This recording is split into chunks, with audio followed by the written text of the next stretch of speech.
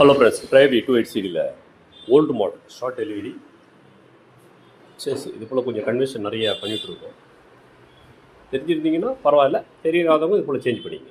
ஒரு scrolling lock ஆகிக்கும், ஒரு கீழே எல் பிளேஸ்னு இருக்கும், எல் பிளேட் இன்சைடு இருக்கும். அது ஆக்சுவலாக மிஷினுடைய பொசிஷனை லாக் பண்ணிக்கணும்.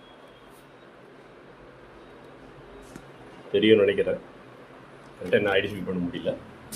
சென்டர் லாக் இது அப் அண்ட் டவுன் கிராஸ் பண்ணிக்கணும். இதை ஒரு ½ இன்ச் வரையால் கிராஸ் ஆகும். உங்களுக்கு ஈஸியாக அது ப்ரொஜெக்ஷன் நல்லா எடுக்கும். இந்த மிஷின் ஒரு சின்ன ப்ராப்ளம் இருக்குது. என்னன்னு சொன்னீங்கன்னா,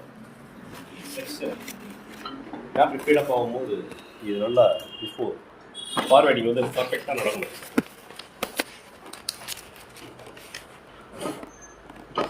இந்த மாதிரி சக்கர் தூக்குறதுக்கு முன்னாடி இந்த அப்பர் தூக்கணும். சில டிசைன் ஃபால்ட்டு கேம் கொஞ்சம் மாற்றி போட்டதால் இது போல் ஆகும். என்ன ஆகும், பேப்பர் மேலே வரும்போது இதை பேக் பண்ணி பேப்பர் ஃபீடிங் வந்து இன்சைட் போகவே. ஸோ அது ரொம்ப நாளாக complaint. Almost machine full service பண்ணிட்டாங்க. ஒரு சின்ன ஃபார்முலாவால் அது மிஷின் சரியாக போகணுன்னு நினைக்கிறது. அது ரொம்ப நாளாக நிற்குது. செகண்ட், இது போல் ஷார்ட் பீட் டெலிவரிக்கு கிரிப்பருக்கு வந்து கொஞ்சம் சேஞ்ச் ஆகும்.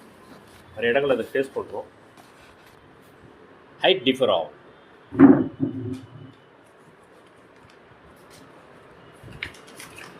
ஆக்சுவலாக பேஸை லாக் பண்ணியிருக்கேன்.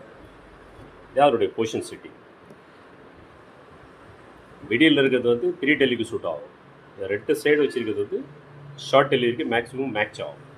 அதுக்கு தான் இதனுடைய டிசைனிங்கே.